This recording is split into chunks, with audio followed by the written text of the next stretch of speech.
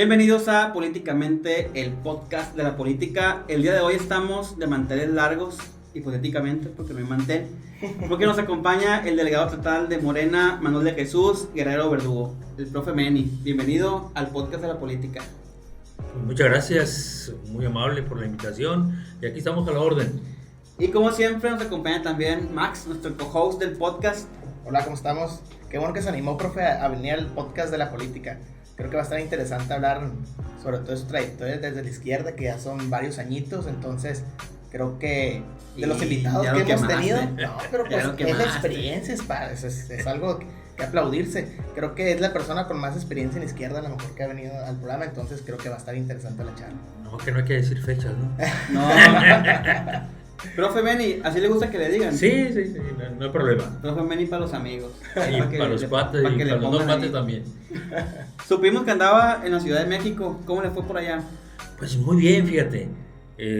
Es que tenemos reuniones cada lunes.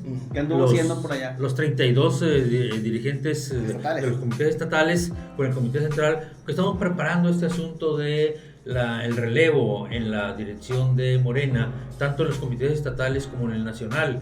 Entonces estamos preparando todo lo que tiene que ver con ese tema. Y a eso fuimos. Y a eso vamos este próximo lunes también. Entonces también se va a renovar la dirigencia nacional. Sí. Fundamentalmente en aquellas carteras que no han sido renovadas. ¿Qué no se va a renovar? Va a continuar el presidente del Comité Ejecutivo Nacional y la secretaria general, porque esas fueron nombrados por un periodo de 3 años. Y apenas van a cumplir 2 años. Entonces, ellos dos, no. Y todas las demás carteras, sí. Y los 32 comités ejecutivos estatales. Pero no van a como ratificar otra vez a los dirigentes. Solo a Mario Delgado y a Citlali Hernández, presidente y secretaria general. Entonces usted renueva, o sea, va a renovar a alguien más. No se queda usted. Ellos dos nada más. Los demás miembros, como son delegados, entonces no han sido nombrados estatutariamente. Entonces dicen, reelección, no es reelección porque no hemos sido electos. Entonces, o sea que lo pueden elegir. Pudiera ser, ¿por qué no? Todo es posible en esta vida. Profe, y estábamos hablando hace rato que tiene ya pues su amplia experiencia desde la izquierda, y de su experiencia y pues todo ese camino andado que tiene usted en ese movimiento, ¿cómo para usted ha sido la evolución de la izquierda? ¿Se imaginan algún día estar donde está la izquierda en este momento? Tienen todos los poderes. Fíjate que la verdad es que pues muchos compañeros de aquella época, aquella generación, pues teníamos la ilusión del cambio en nuestro país, vivíamos esa utopía de la transformación, y pues desgraciadamente no lograron ver cristalizado este sueño, ¿no? Y yo sinceramente que nunca pensé que pudiéramos lograrlo. Teníamos la ilusión, pero nunca pensé que aquel sueño, aquella utopía de la igualdad, de la hermandad, etcétera, pudiera ser posible. Y bueno, pues tenemos la fortuna de estarlo viviendo y estar contribuyendo para que eso se vaya haciendo, ¿no? Y bueno, como dijimos, pues sí, ha habido evolución en el movimiento de nuestro país. ¿Por qué? Porque pues todas las cosas cambian, ¿no? No es lo mismo la forma de cómo vemos las cosas ahora a cómo las veíamos en los 70s, en los 80s, ¿no? Pues, ¿qué planteábamos, por ejemplo, en los 70s? Bueno, pues que tenía que haber una dictadura del proletariado. Bueno, eso ya hoy ya no lo pensamos, ¿no? Hoy pensamos que tiene que ser una democracia madura, una democracia donde haya apertura para todos, plural, incluyente, etcétera, ¿no? Entonces ya no pensamos en eso. Les pongo este ejemplo simplemente para que vean que exactamente va evolucionando las cosas. Ya no es el mismo mundo, ni es el mismo México, de hace... de los 70, por no poner años. Lo que sí, y Max lo mencionó ahorita en la pregunta, y usted también lo mencionó, hay mucha gente que se quedó a la espera de que esa utopía llegara. Porque si vemos algo de la izquierda, bueno, de la izquierda como la concebimos nosotros, es que la mayoría de la gente en un principio era gente adulta, o gente muy mayor que venía de este movimiento donde soñaban con un México distinto, ¿no? Digo, la realidad ahora es diferente. Ahora ya no se puede hablar que la izquierda en México sean puras personas adultas. Ya hay una generación. La misma secretaria general del partido pues, es muy joven. Y pues acá en Sinaloa hay un montón de plebes que congenian con la izquierda, ¿no? Con una nueva izquierda. Sí, porque bueno, esto es así. Porque recuerdan ustedes que... Bueno, ustedes se acuerdan, simplemente lo estoy diciendo, pero sí, en aquel tiempo, por ejemplo, que aún se da, pero ya no tanto, por ejemplo, ¿cuál era el estigma? Ah, pues, eres comunista. Sí, ¿y qué representaba eso? Ah, el diablo. Sí, o eras enemigo del Estado. Sí, ¿no? Entonces, aunque la gente no sabía nada de qué era comunismo, ¿no? Pero simplemente, comunista, y ya eras como el enemigo del Estado. El enemigo del Estado, el enemigo de todas las cosas, o diablo simplemente, ¿no? Entonces, ya ahora no, ya la gente reflexiona más, está más enterada, está más informada, hay muchas formas de que la gente ahora sepa más, y entonces va cambiando. Y efectivamente ya tenemos muchos sectores de la sociedad, jóvenes, gente de la clase media, incluso de la clase acomodada, que acepta, ¿no? Esta forma, este ideal, esta ideología, ¿no? Entonces, sí, anteriormente era ese sueño juvenil, ¿no? Y además, pues, cabe mucho con esto de Salvador Allende, que decía ser joven y no ser revolucionario es una contradicción hasta biológica, ¿no? Y además porque el joven así debe ser, pues, y rebelde, cuestionar el estado de cosas, buscar otras alternativas. Así es la juventud, así debe ser. Y con esa consigna yo creo que muchos de los luchadores de la izquierda de los 70s crecieron. Y hubo un momento en el que como que la curva bajó cuando llegó el neoliberalismo y se implementó en el país de una manera más poderosa. Pero ahorita, viéndolo desde un punto de vista panorámico, como que otra vez el romanticismo de la izquierda, ahora más con la llegada de López Obrador, como que está como que ganando el espacio, ¿no? Y no solo en México, ¿no? En toda Latinoamérica. En toda Latinoamérica. Sí, hay esa ola, ¿no? Lola Rosa. Que incluso un tanto en los 80s hubo, sobre todo en América Latina, 80s, 90s, y que hoy exactamente, muy bien lo mencionas, que con la llegada de Manuel López Obrador y lo que está implementando sus políticas, su visión de las cosas, y sobre todo lo que se está viendo, pues esto ha generado que impacte más allá de México. Y que la gente se dé cuenta de que es posible cambiar las cosas. ¿Quién hubiera pensado de que México, como dirían ahí, tan cerca, tan lejos de Dios y tan cerca de Estados Unidos, ¿no? Pudiera hacer esta transformación, ¿no? Pues, nadie lo podía pensar. Incluso decía, no, pues México sería de los últimos. Jamás. De hecho, jamás. Yo escuchaba por ahí en el 2012 de que no, México jamás va a llegar a AMLO. Es lo que quería mencionar porque también, ahorita, como bien decía el profe, en los 70s decía él que sean comunistas, enemigo del Estado, pero también hace poquito cuando Fox también, y Andrés Manuel se lanzó también a la presidencia y también con Felipe Calderón, también todavía se les tachaba de comunistas y populistas y todo esto. Sí. O sea, no es algo como que no se quedó en los 70s, sino que todavía perdura pues en la actualidad también. Sí, pero ya impacta menos. Impacta menos, sí, eso sí. ¿No? Ya la gente ya no cree tan fácilmente eso, ¿no? El internet. Sí. Los enemigos son otros ahora. Sí. Profe, y en ese orden de ideas, la pregunta que seguía era que si usted pensaba que la izquierda pues ha cambiado de ideales a través del tiempo, pero yo creo que, bien lo mencionó, no es como que haya cambiado de ideales, sino como que se ha renovado, ¿no? ¿O usted qué piensa? Sí, hay una canción que a mí me gusta mucho que dice que todo cambia, ¿no? Y sí, efectivamente todo cambia, ¿no? Nada es estático y por lo tanto pues tienes que ir repensando las cosas conforme va pasando el tiempo. Y sí, los ideales fundamentales de la izquierda se conservan, ¿no? Sin embargo, bueno, se van adecuando de acuerdo a las condiciones y a las realidades.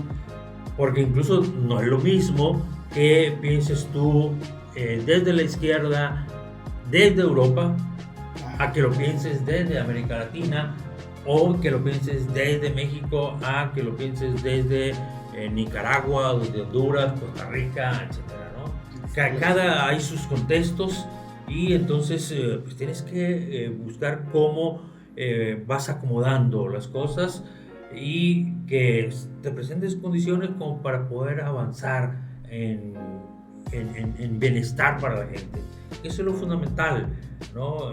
La izquierda que piensa, bueno, que lo principal debe ser que haya bienestar para la inmensa mayoría de la sociedad y fundamentalmente para los que generan la riqueza social. ¿Quiénes generan la riqueza social? Bueno, pues los que producen, ¿no? Y principalmente los que producen son los que ponen la mano de obra sin dejar de pensar los actores económicos. Pero bueno, el bienestar hay que pensarlo para la inmensa mayoría de la gente. Y eso es una idea de la izquierda que se mantiene sin movimiento total, ¿no?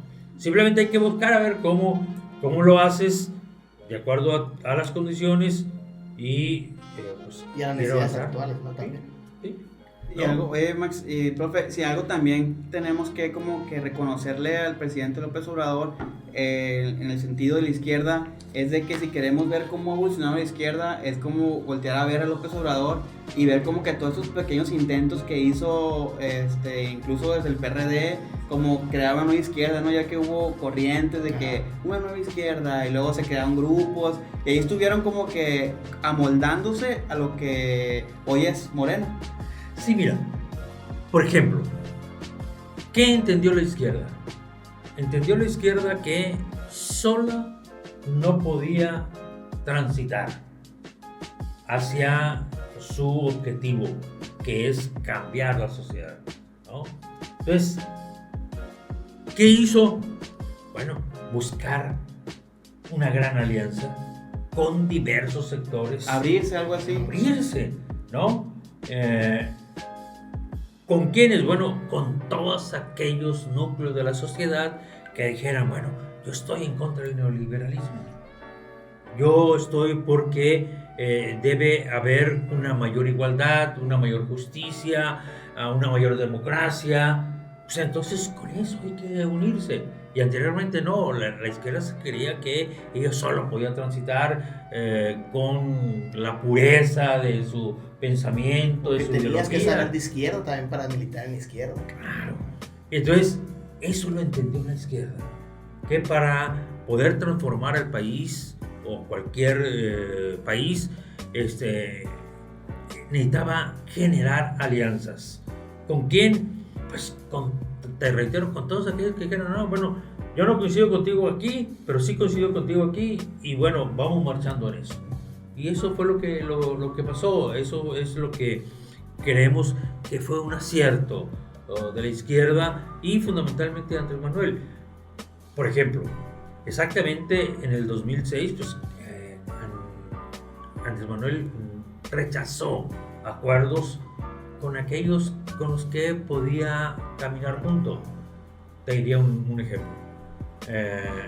Se habló mucho en aquel tiempo de que el Bester Gordillo le ofrecía estar con él, trabajar juntos, etc. Avanzar en el proyecto. Y Andrés Manuel rechazó esa ayuda, ese acuerdo, esa alianza, ¿no?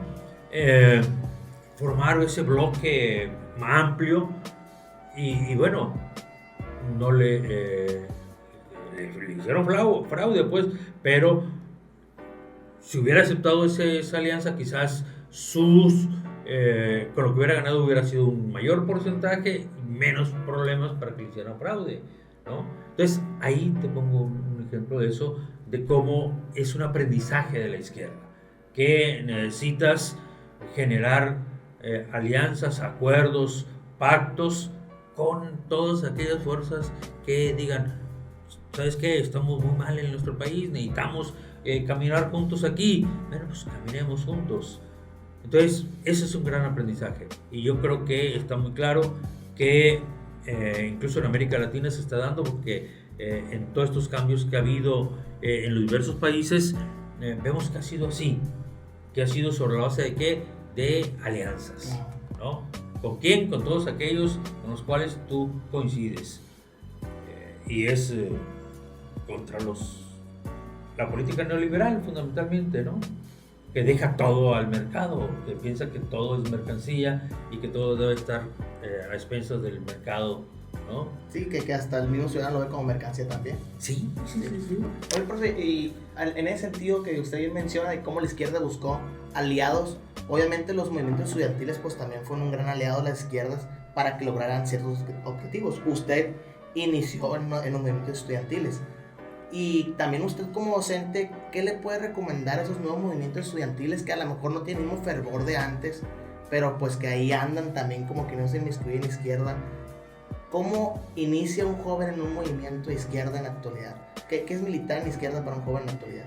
Pues mira, yo tengo gratos recuerdos de aquellos años, porque yo entré a la preparatoria en 71 y estaba el movimiento estudiantil en la UAS, el movimiento estudiantil más grande, en mi opinión, que ha habido. Hay un libro que escribió Liberato Terán Holguín que se llama Sinaloa, Estudiantes en Lucha. Es un libro que yo lo he leído 2-3 veces, y cuestiones heroicas de los estudiantes, cómo enfrentarse en aquel tiempo la judicial del Estado, ¿no? Que era lo más terrorífico que había, ¿no? Entonces, cómo defendían el edificio central de la UAS, hacían guardias en la noche, en el día, a todas horas, cómo se iban a brigadear a las colonias, hacían los mítines relámpagos, etc. Todo ese movimiento pues fue, la verdad, todo un aprendizaje para los que lo vivimos, y bueno, todo lo que posteriormente hubo.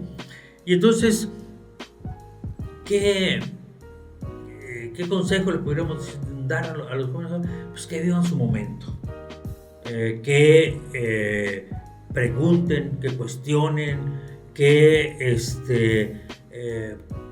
vivan ese sueño imposible, esa utopía que ellos le vengan a la mente, pues que lo sueñen, que luchen por ella, que trabajen por ella, porque los sueños se convierten en realidad, pero hay que hacer que sucedan, ¿no? Ve ahora. Sí. Sí. Oye, profe, ahorita me surgió la duda. Yo había escuchado, leído que el movimiento de la UAS fue el último movimiento estudiantil que se apagó.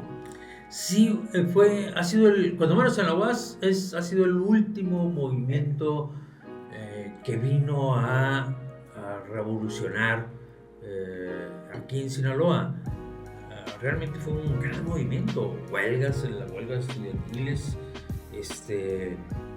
pero además un movimiento que tuvo sus periodos donde tuvo un gran respaldo social, un gran respaldo popular, la gente apoyaba, porque además los estudiantes lo que hacíamos era apoyar también los movimientos sociales, de populares, de trabajadores que luchaban por un pedazo de tierra, por un lote donde tener una vivienda, que luchaban por que las tarifas de los camiones no fueran tan altos, contra la carestía de la vida. Los estudiantes acompañábamos a la gente a eso, Y la gente, incluso en el movimiento estudiantil del 71, que fue una lucha porque no queríamos la imposición del Estado sobre la universidad, que las autoridades fueran electos por los propios universitarios y no impuestos, como fue el caso de Gonzalo Arminta Calderón en aquella época, que fue lo que hizo que se fuera, ¿no? Detonar, sí, lo imponía el gobierno, pues, ¿no? Entonces los universitarios estábamos en contra de eso, y eso incluso derivó a más allá al momento en que planteamos que debía haber una nueva ley orgánica en la universidad donde lo fundamental fuera la paridad entre estudiantes, maestros, en los órganos de gobierno de la universidad. Pues de ahí nació el Consejo Universitario, ¿no? El Consejo Universitario que había, pero no era paritario. Los estudiantes tenían una representación menor y la representación mayor lo tenían los profesores. Y lo que nosotros planteamos es que debía ser paridad. Claro. Y se logró eso, ¿no? El movimiento fue tan fuerte que logró reformas a la ley orgánica de la universidad, y lo fundamental, eso, la paridad, y que fueran los propios universitarios los que decidieran a sus autoridades, a los rectores y a los directores de las escuelas. A mí me tocó ser consejero en la prepa, pero de los de antes, votaban por mí, hice campaña y todo. Pero, sí, votaban. Pero me tocó también votar porque se quitara. Quiero aprovechar, profe, también para preguntarle, a lo mejor fuera del contexto, pero aprovechando que usted fue un líder, pues, de los movimientos estudiantiles, ¿por qué Sinaloa el movimiento fue tan fuerte a pesar de que no era un foco político en aquel tiempo? No era Guadalajara, no era Monterrey, no era Ciudad de México. Sacó todas sus dudas, hermano. Es que Sinaloa sí es bien sabido que el movimiento estudiantil fue muy fuerte. Entonces yo siempre me quedé con la duda de que, pero ¿por qué Sinaloa en esos tiempos tiene un movimiento estudiantil tan fuerte y que tenía tanto confrontamiento con la política, siendo Sinaloa en un foco político y tampoco una ciudad tan grande? Sí, lo que pasa es que estuvimos muy influenciados por la revolución del 68, por la revolución cubana, incluso un tanto el movimiento estudiantil del 68. Años atrás, 2 años atrás. Sí, entonces, y además porque en las escuelas, sobre todo en economía, en agricultura, en derecho, había compañeros que muy inquietos, y eso vino a generar las condiciones para que se atrevieran estos estudiantes a buscar cambios en la universidad. Pero además es que este movimiento del 71 tenía sus antecedentes un poco más atrás, en esta lucha por el poder al interior de la universidad, y que, bueno, los estudiantes buscaban tener una mayor representación, ¿no? Entonces, pero si ustedes recordarán, bueno, no ustedes pues, pero se ven, porque ustedes no son de esa época, pero ¿cuáles eran nuestras figuras? Como sus héroes, ¿no? Sí, pues, los barbudos de la Revolución Cubana, ¿no? Che Guevara, Fidel Castro, Camilo Cienfuegos, todos ellos, Raúl Castro, pues todos ellos. Incluso la Revolución Cubana pues vino también a impactar en América Latina porque hubo mucha guerrilla y varias revoluciones, la revolución nicaragüense, la revolución salvadoreña, ¿no? Bolivia, cuando el Che se va para allá, ¿no? Entonces todo eso impactó, y de ahí eso sirvió para que en Sinaloa tomara fuerza el movimiento. Profe, esa pregunta tampoco está aquí en el guión, pues la quiero preguntar. ¿Usted ve algo similar lo que pasó en aquel momento de la influencia, por ejemplo, que tuvo el Che en América Latina, con la que evidentemente tiene Andrés Manuel López Obrador en América Latina? Bueno, hay guardando las proporciones, ¿no? Sí. Pero sí tiene guardando las proporciones. Sí, claro. Pues porque el Che es un ícono universal, ¿no? Su figura a la vez todo el mundo. Esperemos ver la de Andrés Manuel también. Pero sí, yo les comentaba anteriormente, pues es que esto que está haciendo Andrés Manuel ahora está permeando en otras partes.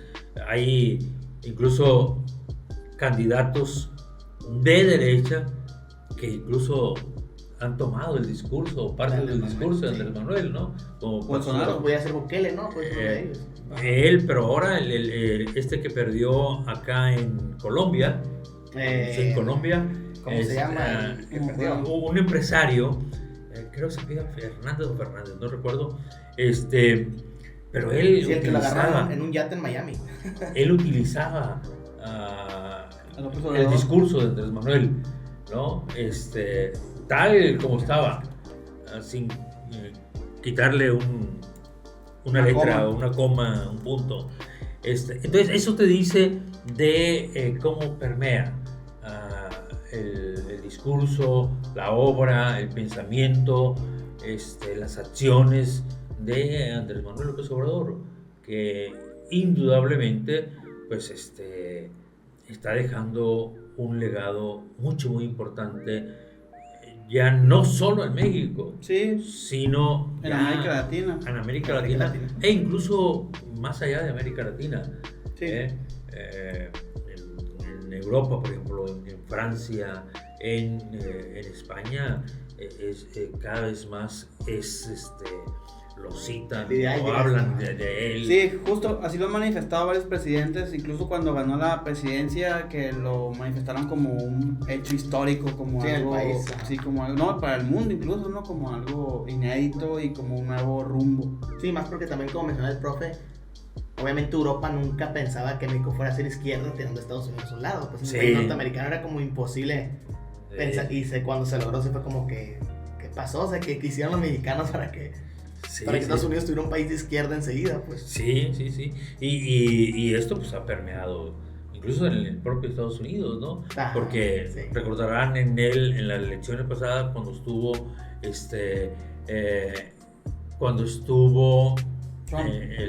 Trump, Sanders fue candidato. ¿Cuándo había habido un candidato de izquierda en Estados Unidos que impactara como Sanders? A mí me gustaba Sanders. ¿No? Pues Alejandro Ocasio también. Entonces, y ahí te habla de esto que comentábamos de cómo ha impactado, ¿no? Sí, están animados aparte en Perú, ya ve también, sí, muy discurso. Profe, y ahora en que dirige usted el partido de Morena en Sinaloa, ¿cómo, desde su punto de vista, ha visto la evolución del partido en el estado? ¿Cómo la pudiera usted catalogar? Pues mira, cuando el Comité Ejecutivo Nacional me da la encomienda. Me da la encomienda de dirigir el partido en Sinaloa, pues no había dirección de Morena en Sinaloa. Desde el movimiento, bueno, pero era todo el movimiento. Desde 18 no había, ¿no? Entonces, pues no había quien dijera, pues por aquí nos vamos a ir, esto es lo que vamos a hacer, vamos a organizarnos aquí, no había nada. Entonces cada núcleo, cada parte, pues hacía lo que consideraba que era pertinente hacer. Y pues llego y pues, me encuentro con ese problema de que una especie así como que son muchas células, ¿no? Como que llegó una guardería y dijeron, a ver, usted va a cuidar a los niños. Y muchas tribus, ¿no? Muchos núcleos ahí. Y lo fundamental ahorita es buscar la unidad interna en Morena. Hay mucho jefe, hay muchos jefecitos. Sí. Y además de la unidad interna, buscar estructurar al partido, ¿no? Y darle institucionalidad. Iba a preguntarle eso, ¿no? Eso es lo fundamental. Y yo creo que si logramos hacer estos cambios ahora, vamos a lograr eso, que haya una vida institucional en Morena. Entonces, poco a poco hemos ido avanzando. Fundamentalmente yo me paso fuera de aquí de Culiacán porque recorro mucho, visito mucho los municipios, los lugares, porque me interesa eso. Me interesa hacer ver que es importante estar unidos, estar integrados, trabajar como equipo y lograr que haya una vida institucional en el partido. Que se sepa que tenemos un órgano de dirección, que tenemos una disciplina, que tenemos una estructura, una cartera de jóvenes, de mujeres, jóvenes, etcétera. Entonces, eso es muy importante y poco a poco va, pues. Sí, no es cosa de días, pues. Sí, de días, ¿no? Sino que tiene que ser paulatino, porque muchos compañeros o compañeras, pues, no se acostumbran todavía que necesitamos disciplina, necesitamos darle rumbo, orden, porque necesitamos ayudarle al presidente López Obrador, que pues, para mí es lo máximo que tenemos en México como gobernante. Va a pasar mucho tiempo para que tengamos otro López Obrador. Y porque necesitamos ayudar aquí que es una navaja doble filo, sí, también para Morena. Sí, claro. Necesitamos ayudarle al gobernador Rubén Rocha Moya, que también es un gran luchador social, una persona muy preparada, con una gran experiencia, y además entiende muy bien las necesidades de la gente, es un humanista, desde mi opinión, y pues necesitamos ayudarle. Y la mejor forma de cómo le podemos ayudar al presidente López Obrador y a Rubén Rocha Moya, nuestro gobernador, pues es estar unidos, estar organizados, y entender que la cuarta transformación la tenemos que hacer entre todos. Y debe ser bien difícil también para muchos morenistas como de cepa, que son, a lo mejor fueron los primeros en entrar al movimiento, como adaptarse a esta nueva forma del partido, ¿no? Porque ellos, como bien menciona, están acostumbrados a otro tipo de hacer política. De organización. Entonces llegar y no imponerles, sino decirles, ¿sabes qué? Esta es la manera correcta, lo correcto es esto. Debe ser como que difícil el jaloneo ahí de hacerlos entender, pues. Sí, no es fácil. No es fácil, porque además hay quienes se sienten dueños del partido, claro, pues, sí. ¿no? Sí. Yo fui el primero que pegó una cara. Ándale, exacto, ¿no? Ay, soy de los fundadores. Sí, yo fui el primero que agarró la Y si bandera. hay una narrativa de fundadores. Sí, Claro que sí existe. Pero cuando Andrés Manuel López Obrador llama a todo mundo, y además la declaración de principios lo dice de manera muy clara: Morena es un partido plural e incluyente, donde tienen cabida, donde están diversas corrientes del pensamiento, diversas culturas, diversas personas que tienen pensamientos distintos por la religión. De diferentes clases también. De diferentes clases, hay obreros, hay campesinos, hay amas de casa, hay profesionistas, hay empresarios, hay pescadores, de todo, ¿no? Es plural, pues, ¿no? Entonces, y si queremos cambiar a México, pues necesitamos tener la participación de todos. No puede ser una cuestión sectaria, ¿no? De que yo soy el único y el poseedor de la verdad eterna, y entonces eso no. Entonces sí, eso es un problema, porque hay quienes dicen que Morena debe ser solo de ellos porque ellos fueron los primeros que entregaron un volante, ¿no? Oiga, profe, y en ese sentido, que obviamente imagino que es una labor titánica en ese sentido, hacer que Morena transite a un partido más formal, ¿usted cree que Morena debe seguir entonces funcionando como un movimiento o debe convertirse en un partido tradicional? Y si no se quiere convertir en un partido tradicional como los que siempre hemos tenido en el país, ¿qué tipo de partido tiene que ser Morena para lograr esos objetivos que tienen ustedes? Pues tiene que ser eso, un partido movimiento, ¿no? Un partido... Fusión. Sí, tienes que partido conjugar. Movimiento. Tiene que estar organizado, tiene que tener sus estructuras, tiene que ser plural, tiene que tener un orden, que haya una disciplina, pero además que no deje de atender a la gente y de nutrirse de la gente. Es decir, que no porque estemos en el poder ahora, nosotros inhibamos la participación de la gente. Que si una gente se organiza y le exige al gobernante, pues hay que ayudarle a que se organice y hay que ayudarle a que le exija al gobernante. Que no, pues que vamos a hacer una acción para que vengan y que nos vean lo de las lámparas, lo del drenaje. Pues hay que ayudarle a la gente. Porque finalmente, ¿por qué queremos ser gobierno? Pues queremos ser gobierno para ayudar a la gente. Y no para ayudarnos de la gente, para servir a la gente y no para servirnos de la gente, ¿no? Entonces, que la gente, el pueblo se organice, que luche por sus ideales, por sus necesidades, por lo que crea, por lo que sueñe, que lo haga la gente, nosotros acompañarlo. Nosotros estar ahí con ellos, ¿no? Entonces, ¿para qué quieres un partido burocrático, un partido tradicional, de papel, que solo vaya con la gente cuando la ocupes? ¿Para qué quieres un partido electorero? Pues no sirve.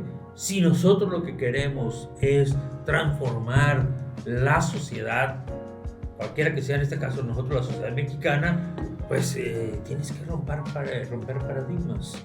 Y uno de ellos tiene que enseñarse que la política es para servir a la gente, ¿no? Y en ese sentido yo creo que debe ser, obviamente, un partido movimiento de la gente.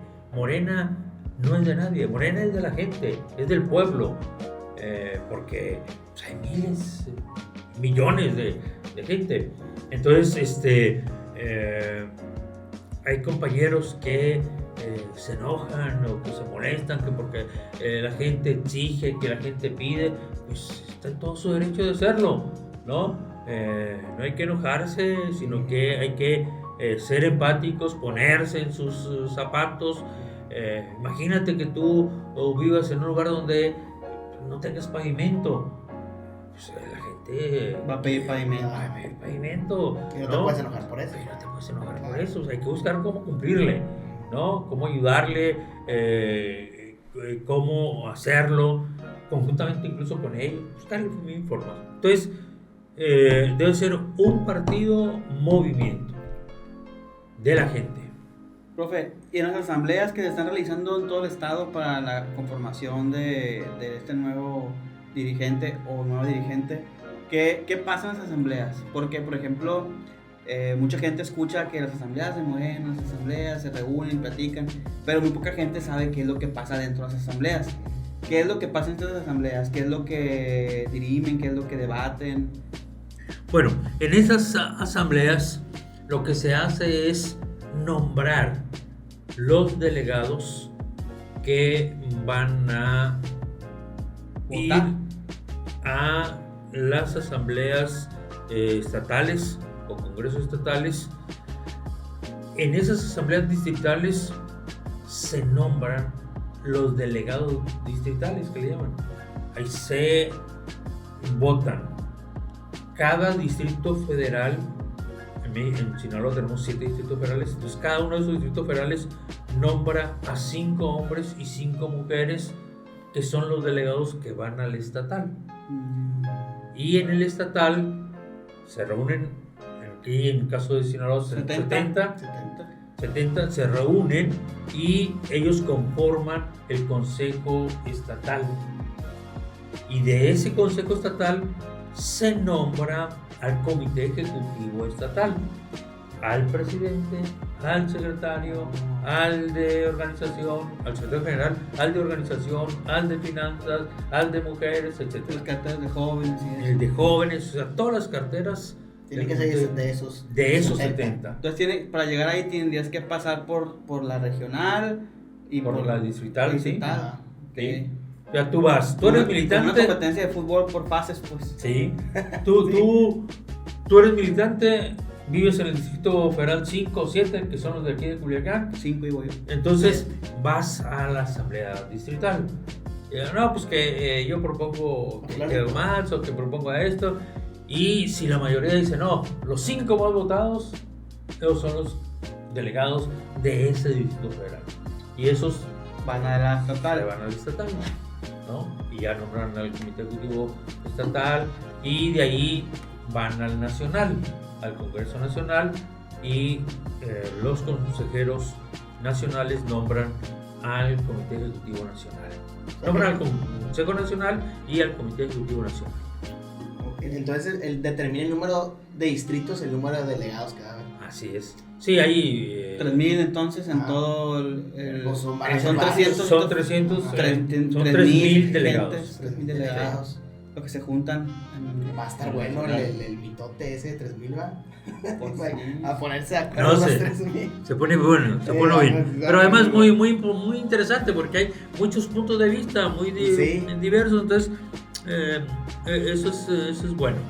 La diversidad es buena también, ¿no? No, y cada estado obviamente trae sus cosas, entonces Exacto. ahí también lo interesante va a estar que los estados con más distritos pues van a tener más representación en la asamblea también, entonces sí va a estar como que ellos van a como proponer obviamente cosas que les beneficien directamente a los estados. El estado de México, digamos, obviamente va a tener muchos Distritos, muchos asambleístas. asambleístas. Sí. Se van a comer el mandado a los mexicanos. No, pues ahí buscamos ponernos de acuerdo con otros ahí, ¿verdad? Hay que buscar a los amigos. Sí. Profe, y obviamente, pues ahorita en los medios hay muchos analistas preocupados por la nueva reforma electoral que va a proponer el presidente de México, Andrés Manuel López Obrador. Y obviamente pues, usted como delegado pues tiene que difundir esa reforma y pues socializarla con las personas. En ese sentido, ¿qué mensaje es el que están llevando a los ciudadanos sinaloenses? ¿Qué va a beneficiar al país esta nueva reforma electoral en dado caso de que sea votada y aprobada?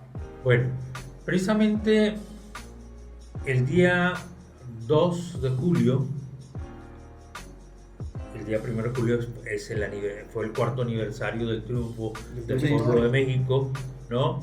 Y en el Comité Ejecutivo Nacional se acordó que el día 2 de julio hiciéramos eventos en los diversos estados para conmemorar, pero además con ello iniciar un plan de difusión de lo que es la reforma o el proyecto de reforma electoral. Y aquí en Sinaloa lo que hicimos es una conferencia de prensa con legisladores federales, locales, incluso con regidores. Lo hicimos aquí en Culiacán, lo hicimos en Mazatlán y ayer lo hicimos en Los Mochis, para difundir exactamente este proyecto de reforma electoral. ¿Qué se plantea fundamentalmente? Que necesitamos profundizar en la democracia en México con un órgano electoral que no sea tan costoso y tan burocrático. Que sea un órgano, que los órganos electorales sean más fluidos. Se pretende que con esta reforma haya un ahorro alrededor de 50,000 millones de pesos. ¿Por qué? Porque se plantea, que haya menos diputados. 200 menos, ¿no? 200 menos senadores, como 32 menos, que no haya tanto tribunal, consejeros también, ¿no? Consejeros que se disminuyan, pero además hay un consejo nacional, hay tribunales estatales y locales, etcétera. Entonces por eso se plantea que haya un solo órgano que rija todo eso. ¿Por qué? Bueno, porque antes sí, primero que había una elección federal y al año había una estatal y al año los síndicos, etcétera. Entonces, no, ahora son concurrentes. Sí. Entonces ya no es razón de ser para que haya distintos órganos que organicen las elecciones. Pero además, en los tribunales, pues tú te inconformas, pues vas aquí al local, ¿no? Okay. Pero el tribunal te resuelven. Resuelve algo, pero tú tienes una segunda instancia y te vas a la segunda instancia. ¿No? Entonces, pues ¿para qué quieres eso? Pues, si no, te vas a México. Sí. Finalmente, pues pone el único, el que va a resolver en definitiva, ¿no? Sí. Porque pues si este te dice que sí y te inconformas, o te dice que no te inconformas en el regional. Y te vas al siguiente, al regional, y si en el regional te vuelven a decir que no, pues te vas al federal y ahí te dicen que sí y ya no puedes, esa resolución no la puedes impugnar, ya es la definitiva. Sí, vete de una vez allá. Los ven como que tienen nada más la fila, ¿no? Tiene lógica. Sí, tiene lógica. Entonces, pues ¿para qué quieres eso? Pues quítalo. Y lo que se pretende también con esta reforma es que las candidaturas independientes tengan mayor fuerza, que no necesariamente sean los partidos los que determinen candidaturas, y que también esta de revocación de mandato, que ustedes saben que se requiere el 40% para que sea vinculante o vinculatoria, que sea el 33%. Sí, con una participación electoral mínima, o sea, no íbamos a llegar nunca a la revocación. Sí, es muy complicado, pero además, si tienes un Instituto Nacional Electoral que en lugar de ayudar a desarrollar la democracia pone obstáculos, pues no. Pues en esta revocación de mandato, pues, puso solamente el 30% de casillas, pues es muy complicado, ¿no? Entonces, ¿qué ha animado mucho el asunto de la reforma? Pues es que este INE que tenemos no ha ayudado a que se desarrolle la democracia en México, no ha sido un árbitro neutral, sino que ha ganado partido y está poniendo obstáculos a la democracia, y sobre todo a Morena no nos deja hacer que avance la democracia en nuestro país. Entonces, es muy importante la reforma electoral, porque va a hacer que lo que es la democracia participativa vaya agarrando cada vez más fuerza en nuestro país, ¿no? Otro elemento que hay en la reforma electoral es que los ¿cómo le llaman? Oples, ¿no? Desaparecen esos, sí, ¿no? Y los consejeros sean electos. Y sean menos, ¿no? Sean menos. Y que sean electos por la gente. Ya no que haya cuotas, que a ver, tú tantos. La propuesta, No, que la gente decida. Entonces, ese es otro elemento también muy importante que tiene la reforma electoral. Entonces, a nosotros nos interesa mucho que la gente lo conozca, que la discuta, que la reflexione, y que en un momento dado, pues, presione a sus diputados para que definan sobre ella, ¿no? Y no que hagan como los del PRIAN, PRD, etcétera, que se han declarado en huelga legislativa, ¿no? Dicen que no van a legislar nada, pues entonces ¿para qué están? ¿No? Sí. Si no van a legislar, pues entonces que renuncien, ¿no? Porque esa es su chamba. Huelga legislativa, sí. Entonces, si tú eres legislador y no vas a legislar, pues ponte a hacer otra cosa, ¿no? No, ya no cobres. No, deja de cobrar usted. Oye, profe, ya para terminar el podcast, ¿qué sigue para usted? ¿Cómo se ve en un futuro, en el 2024? Me veo en mi casa, descansando, sí. Viendo ahí las olas del mar, leyendo, disfrutando a los nietos, algo así. Ya hay que descansar. Descansar. ¿no? Sí, ya mucho trabajo. Si Sí, uno está sí. joven y hay que descansar, ¿no? Sí, no, las olas del mar siempre son opción. Sí. No, yo no. Fíjate que la verdad, aunque no me lo van a creer, es que yo no soy un ambicioso. Yo estoy por los proyectos y si puedo ayudar en alguna parte, en alguna cosa, pues ayudo, si no, no pasa nada. Tú sabes que un equipo es tan bueno como la gente que está jugando, pero también por la gente que está en la banca, ¿no? Entonces, si tú tienes un equipo y tienes una muy buena banca, pues seguro que vas a tener mucho éxito, ¿no? Entonces, a veces uno ayuda mucho en algún lugar, pero también a veces ayuda mucho estando en la banca, ¿no? Esa frase, profe, tiene mucha madurez política. Sí. Porque a nadie le gusta estar en la banca. Entonces, reconocerlo así está... Sí, necesita mucha madurez para reconocerlo. Pues sí, es que primero tienes que saber que tú eres parte de un movimiento, ¿no?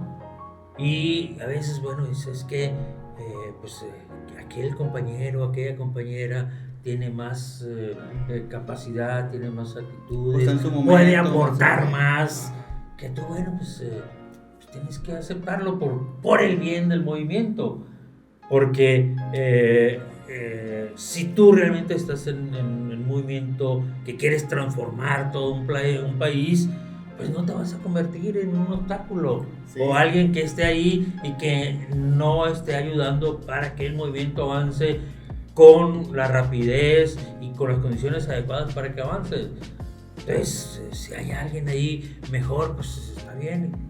Tú te vas allá a la banca y pues, listo para entrar de emergente ahí cuando el manager te lo pida, ¿no? Marcador emergente. Marcador emergente y sí, no, pues si toca la bola, pues hay que tocar la bola, ¿no? Ahí no gusta tocar la bola. Puro jonrón, como diría el presidente. Pero igual también es bien difícil para muchos políticos como entender eso, ¿no? El que no eres indispensable por el movimiento, si el movimiento trabaja solo, pues con la gente que ahí está, y si viene gente nueva y renovada, pues adelante. Sí, y hay gente que le dé bríos, que le dé bríos al movimiento, pues que ayude a que avance de la mejor manera, porque finalmente pues, son ciclos que se cumplen, ¿no? Y tienes que estar preparado para iniciar cosas, pero también para finalizar cosas, ¿no? Entonces, quien no se prepara para cerrar ciclos, pues sufre mucho, ¿no?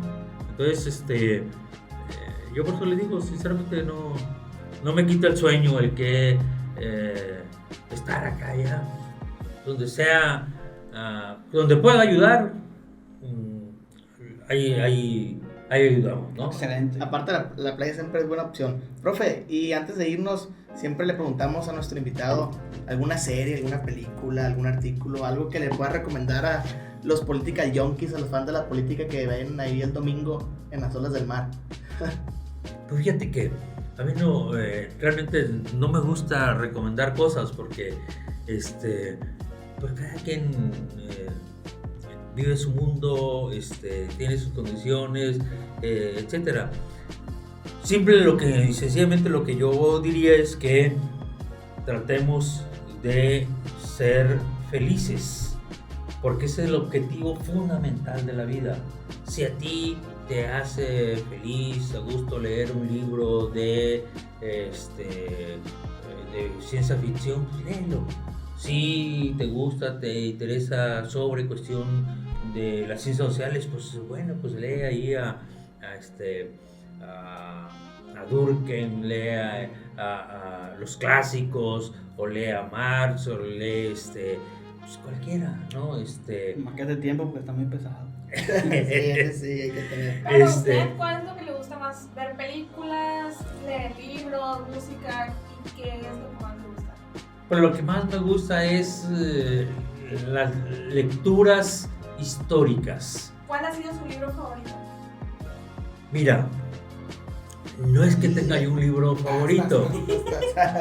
No es que tenga, pero sí tengo yo algo que no sé qué pasó y de vez en cuando lo cuento. Yo empecé a leer un libro de Ernesto Che Guevara, una biografía de Paco Ignacio Taibo II. Es un libro grueso, son como 800 páginas. Le digo. Y lo fui leyendo y me pasó algo que no me ha pasado con ningún libro. Un libro que no podía dejar de leer. Leía. Me acuerdo que eran 2, 3 de la mañana y yo leyendo el libro. Yo leí rápido. A las 3 de la mañana. No me ha pasado con ningún otro libro. Así, mira, algo Sí, se que enamoró no del libro. podía dejar de leer. No ha pasado. ¿No? Y bueno, pero me pasó con otro libro también de Paco Ignacio Taibo, el de Pancho Villa, que también es grueso. Ya leo nuevo, el de Patria. Ya. Digo más, está bien bueno ese libro. Sí, son 3. No, pues ya me dijeron 2, ya lo voy a tener que leer. Ya. Pero Sí, que no son muy- 800 páginas, ¿no? Sí, Bueno, sí. es que si lo juntan los 3, Son 2000. sí, 3 o 4, no recuerdo. Creo que 3. Bueno, el de Pancho Villa lo empecé a leer, pero contrario al del Che. Conforme iba avanzando con la lectura, lo iba dejando. Y ya tengo, sin mentirles, tengo años con el libro y no lo he podido terminar. Pero le gusta Y- el libro. A pesar de que va a Sí, terminar. yo lo tengo ahí, etcétera, ¿no? Pero el otro día, en una ocasión me puse a analizar, ¿pero por qué no termino el libro? Y yo pienso que lo que pasa es que no quiero llegar al momento de la muerte de Pancho Villa. Ah. No, es lo que yo pienso, porque conforme va pasando, lo iba dejando, y ya, además ya tengo meses que no toco el libro. Y esa es la explicación que yo me doy. Y es que es aparte de un final que ya conocen, pues. Sí, Sí, no, y aparte trágico. Bien spoileado. trágico, y además con un personaje como tan Importante para la historia mexicana. importante para la historia, además con la personalidad de Pancho Villa, Y como cuenta Taibo, que parece que está contando un invadió chisme. Estados Unidos. el único, sí, que invadió ahí los Estados Unidos. Estaba tratando de acordarme la ciudad, la parte que invadió. Corpus Christi era, ¿no? En Texas, ¿o cuál era? No, ¿Cómo se llamaba la ciudad de Texas? Pero era Texas. bueno, por ahí.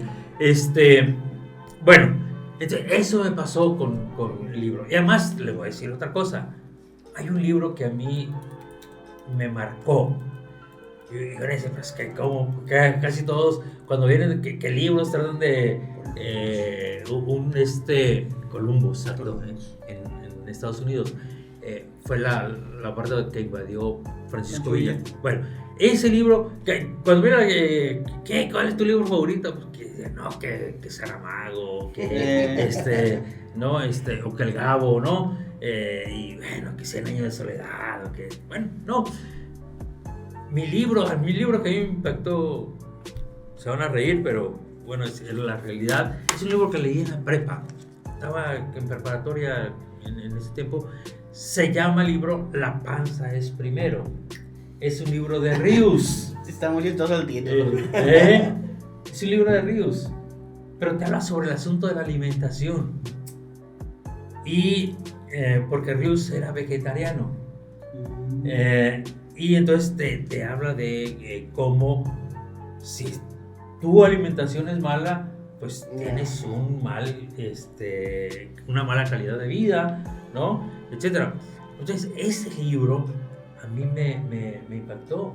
Y desde entonces, por ejemplo, Coca-Cola no tomo, ¿no? O tomo muy poco, así a veces que sí se me antoja. No, pues sí me impactó. Tomo eso sí, el refresco, casi no. Y evito las frituras y esas cosas, ¿no? Y hubo incluso un tiempo en que, varios años en que yo hice una vida de vegetariano, no comía nada de carne. Y todo Bien eso. orgulloso de usted. Producto de un asunto de salud que tenía. Y bueno, ese libro me impactó. Me marcó para toda la vida. Al grado que todavía... Adoptó la filosofía de vida del libro, pues. Sí. No, del autor. Sí. Y ustedes saben, Rius pues, escribió muchísimo. Sí, y no, ese no fue su libro más icónico. Sí. Entonces, eso fue lo que pasó. Entonces, más que presumir de que, mira, mi libro favorito es eso, con esas cosas de los libros, el de Che Guevara, que me atrapó, el de Pancho Villa, que no lo he podido terminar. Tengo que superar eso de que, ni modo, Pancho Villa ya no está con nosotros, pues, ¿no? Y el de Rius, que son caricaturas, ¿no? Ustedes no han visto nunca un libro de Rius. Ilustraciones. Sí, él hizo mucho tiempo aquellos revistas que había. Él escribió mucho los supermachos primero, luego después los agachados, que lo escribía con dibujos y las historietas y toda esa cosa. Así son los libros de Rius también. Rius escribió, por ejemplo, Lenin para principiantes, Sí. Cuba para principiantes. Era un hombre de izquierda, pero era vegetariano, un michoacano, por cierto. Rius, Eduardo del Río, era su nombre real. Él se firmaba como Rius. Entonces, eso te cuento sobre los libros, ¿no? Profe, ya para despedirnos, un mensaje que le quiera dejar. Ya hasta luego. Sí. Ya me está emocionando. ¿Ya pasó la hora? Ya.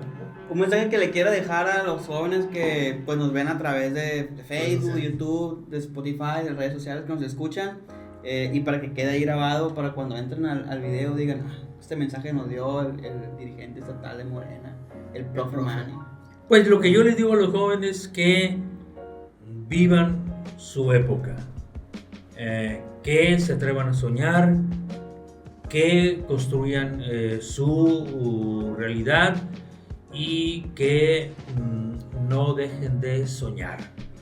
Eso es lo que yo les diría a los jóvenes, que no tengan miedo a las cosas, que se atrevan a ir más allá de lo que están ahora, que se atrevan a desafiar, que pregunten, que duden, que luchen por sus ideales, por lo que quieren, por lo que desean, que no se dejen vencer, y que entiendan que el éxito en la vida no es ganar, sino levantarse cada vez que se caigan.